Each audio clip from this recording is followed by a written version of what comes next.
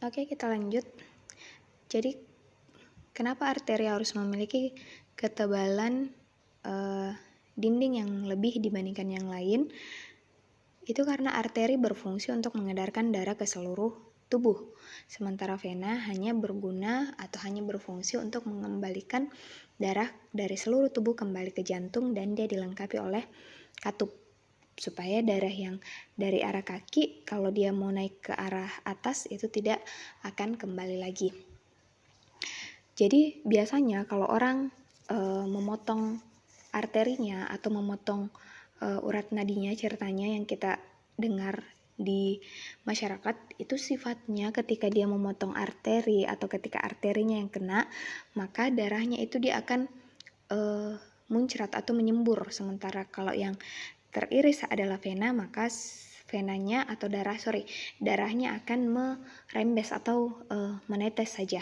Jadi arteri, kemudian cabangnya arteri kita sebut arteriol, kemudian di sini ada kapiler yang berfungsi sebagai tempat pertukaran antara O2 dengan CO2, kemudian venul itu cabangnya vena, dan vena itu sendiri. Oke, jadi di sini arteri, kemudian arteriol cabangnya, di sini ada kapiler, venul, dan vena. Kemudian sistem respirasi, itu yang penting diketahui adalah organ-organnya dan mulai dari mana udara tersebut masuk. Jadi dimulai dari nasal, kemudian faring, laring, trakea, bronkus, bronkeolus, dan alveolus. Jadi di sini sistem respirasi itu ada yang dikatakan sebagai saluran pernafasan bagian atas dan saluran pernafasan bawah. Jadi saluran nafas atas itu mulai dari nasal atau hidung, kemudian faring. Jadi biasanya kalau ada yang mengatakan ISPA berarti infeksi saluran pernafasan atas, berarti bagian ini yang kena. Kemudian ada laring, trakea, kemudian trakea terbagi dua di sini, ada bronkus kiri dan kanan, kemudian cabangnya bronkus itu dikenal dengan sebutan bronkeolus atau ini yang cabang-cabang, ranting-ranting. Kemudian di ujung-ujung ranting itu ada alveoli, tempat bertukarnya O2 dengan CO2. Jadi di sini kayak anggur-anggur ini semua di ujung-ujungnya. Karakteristik sistem pernafasan itu terdapat silia, di sini nanti bisa dibaca sendiri. Di sini silia itu seperti rambut.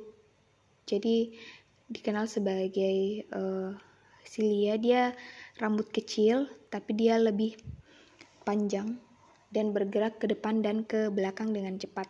Ketika ada benda asing yang berhasil masuk dari hidung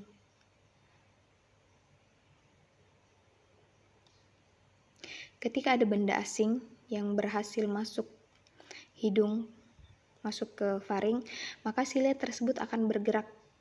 Jadi kayak diterpa angin, jadi diharapkan dengan gerakan ke depan ke belakang itu bisa membawa ke atas benda asing tersebut dan biasanya akan berakhir menjadi upil.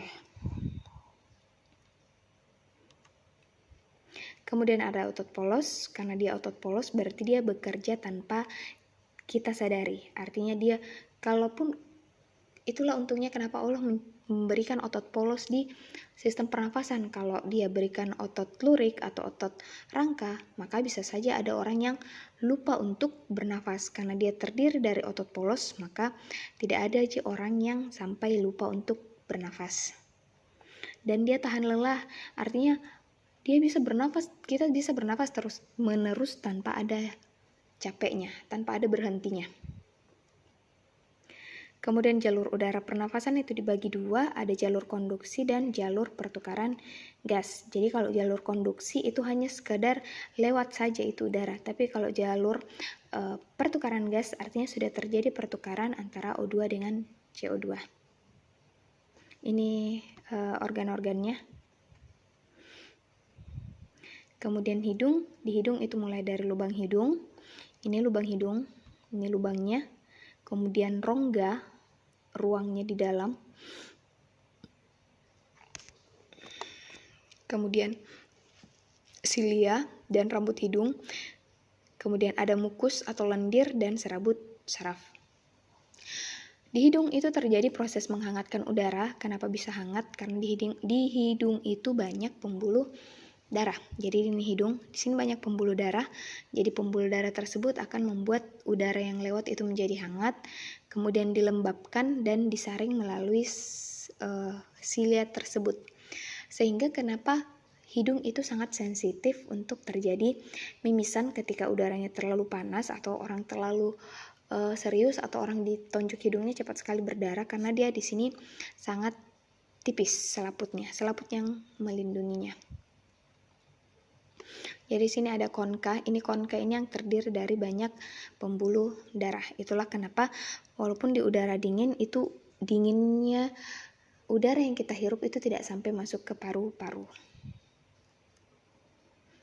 Kemudian di sini ada adenoid di faring. Jadi di faring itu ini hidung, nasal, kafum nasal. Di sini ada adenoid. Adenoid ini termasuk bagian dari faring atau biasa kita sebut sebagai amandel. Kenapa bisa terjadi amandel? Adenoid berperan sebagai sistem kekebalan pertama yang ada di hidung. Ketika ada benda asing yang berhasil masuk secara terus-menerus, maka otomatis adenoid ini akan kelelahan. Jadi ketika dia terserang oleh virus, bakteri, ataupun benda asing secara terus-menerus, dia akan mengalami pembengkakan. Jadi ketika dia membengkak, otomatis itu akan membuat seseorang mengalami keluhan sakit pada saat dia menelan. Kemudian ada pita suara. Jadi pita suara ini terletak di laring. Ini laring. Jadi ketika ada udara yang berhasil melewati laring, maka kita akan menghasilkan bunyi. Kemudian dibantu oleh gerak lidah sehingga akan terbentuk kata. Kenapa pada saat kita bernafas itu tidak ada bunyi?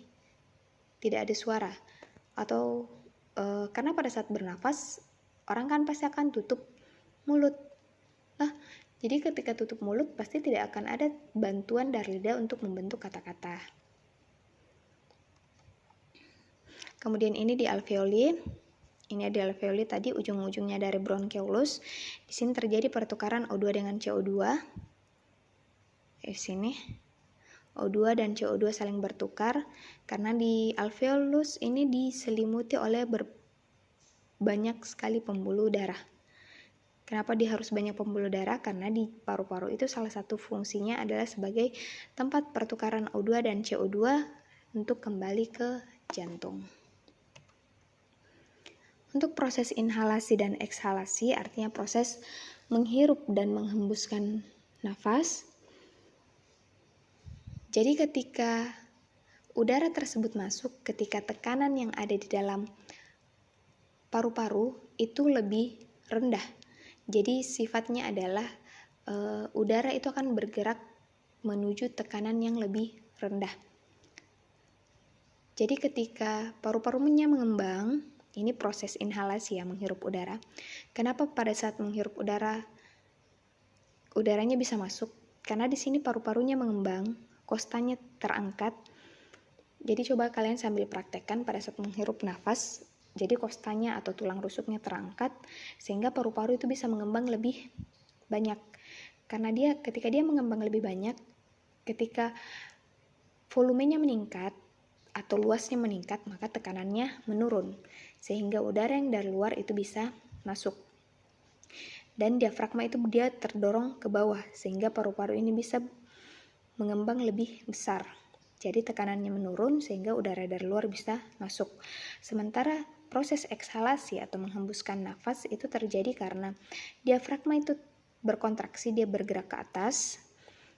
Kostanya juga dia kembali rileks, dia kembali turun ke posisi awal, sehingga paru-parunya ini kembali mengempis.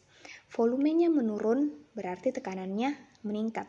Kalau tekanannya meningkat, itu akan membuat udara yang ada di dalam itu akan terdorong keluar, karena udara yang ada di dalam paru-paru dia lebih tinggi dibandingkan udara yang ada di luar.